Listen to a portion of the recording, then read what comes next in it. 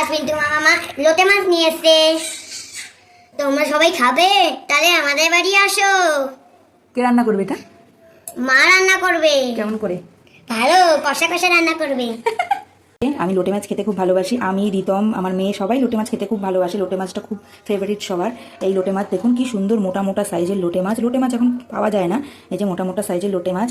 আর এর মধ্যে আমি এখন অ্যাড করব নুন, আর দেব হলুদ গুঁড়ো, আর একটু দেব লাল লঙ্কার গুঁড়ো। এটা আপনারা দিতেও পারেন, নাও দিতে পারেন। আর দিয়ে নেব অর্ধেক লেবু, অর্ধেকের একটু কম দিয়েছি লেবুর রস। এটা দিয়ে আমি কিছুক্ষণ মাখিয়ে রাখবো, 10-15 মিনিট ম্যারিনেট করে রাখবো। লোটে মাছটা আমার খুবই ফেভারিট। আর আজকে আমি লোটে মাছটা খুব কষা কষা করে রান্না করব। লোটে মাছটা এখন বাজারে খুব কমই পাওয়া যাচ্ছে। আর এই লোটে মাছটা আমার ওই দাদা বাড়িতে নিয়ে এসছে আমাদের জন্য। আর আমি এটার আজকে বানাবো কষা কষা লোটে। এই যে ম্যারিনেট করে রেখে দিলাম 10-15 মিনিট। চলুন দেখতে থাকুন আমার আজকের ফার্স্ট টাইম লোটে মাছ রান্না কীভাবে আমি রান্না করছি। জানি না কতটা ভালো হবে, তাও আমি আপনাদের সঙ্গে এটা শেয়ার করে নিচ্ছি বন্ধুরা।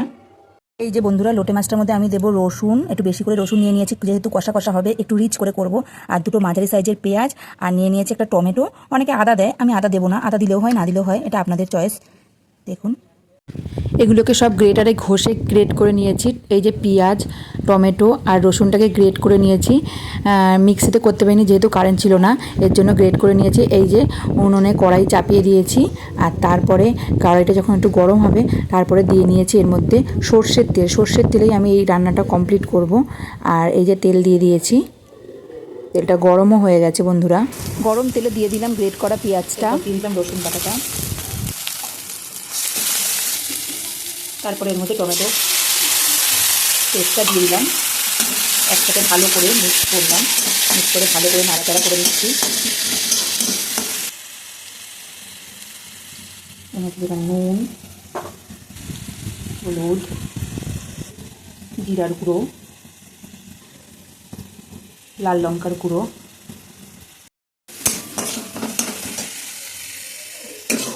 ভালো করে এগুলোকে নেড়ে করে ভালোভাবে ভেজে নিতে হবে, ব্রাউন করে ভেজে নিতে হবে ভালো করে কষিয়ে।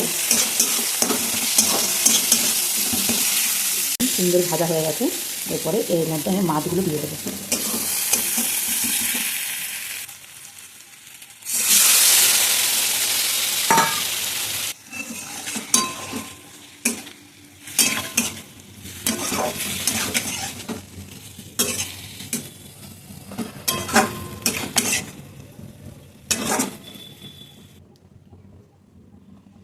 অল্প পরিমাণে একটু জল দিয়েছি। এইবারে আমি কিন্তু কাঁচা লোটে মাছটা এর মধ্যে দিয়ে দিয়েছি, ভাজিনি, আগের থেকে ম্যারিনেট করে রেখেছিলাম সেটাকেই দিয়ে দিয়েছি।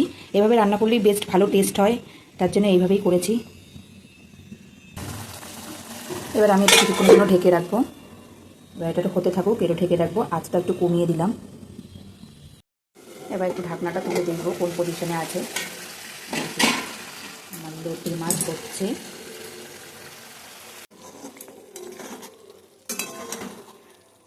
দেখুন মাছগুলো ভেঙে যাচ্ছে। ফার্স্ট টাইম করছি রান্না।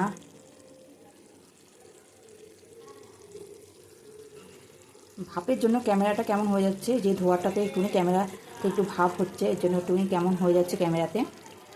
যে নাড়াচাড়া দিয়ে দিয়েছি। এই যে এই পজিশনে এসছে। লোটে মাছ খেতে দারুণ লাগে বন্ধুরা। আর যেই দাদা আমাকে এই লোটে মাছটা দিয়েছে তার মাও দারুণ একটা লোটে মাছের রেসিপি করতো, লোটে সর্ষে। আর আমরা ওই দাদার বাড়িতে গেলেই দাদার মা যদি রান্না করতো লোটে দিয়ে সর্ষে, আমাকে বসে খাওয়াবেই যে খেয়ে যায় একটুখানি। কিন্তু দুঃখের বিষয় ওই দাদার মা এখন আর নেই, এর জন্য আমরা অনেক রেসিপি মিস করে যাই। খুব দারুণ রান্না করে, এখন আর আমরা ওই দারুণ রান্না খেতে পারি না। কিন্তু দাদাও এখন খুব ভালো রান্না করে, দাদা মাঝে মাঝে রান্না করে আমাদের খাওয়ায়। এই যে বন্ধুরা হয়ে এসছে আমার লোটে মাছ, কিন্তু দুঃখের বিষয় আমি গোটা গোটা রাখতে পারলাম না, সব ভেঙে গেছে। ফার্স্ট টাইম রান্না করছি, গোটা গোটা করতে পারলাম না, এই যে ভেঙেই গেছে সব। যাই হোক, সব ভেঙে ভেঙেই গেছে। দেখতে কিন্তু দারুণ হয়েছে বন্ধুরা, কষা কষা বেশ। এই যে সব নাড়াচাড়া দিয়ে করে দিলাম এরকম। যাই হোক, এরকমভাবেই আমি করে নিচ্ছি। সব মাছ ভেঙে গেছে বন্ধুরা। এবার এর মধ্যে একটু গরম মশলা অ্যাড করব।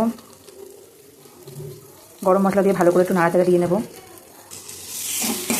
মাছটা ভেঙে গেছে বলে কি একদম খুন্তি দিয়ে ঘেটে ঘন্ট বানিয়ে দিয়েছি।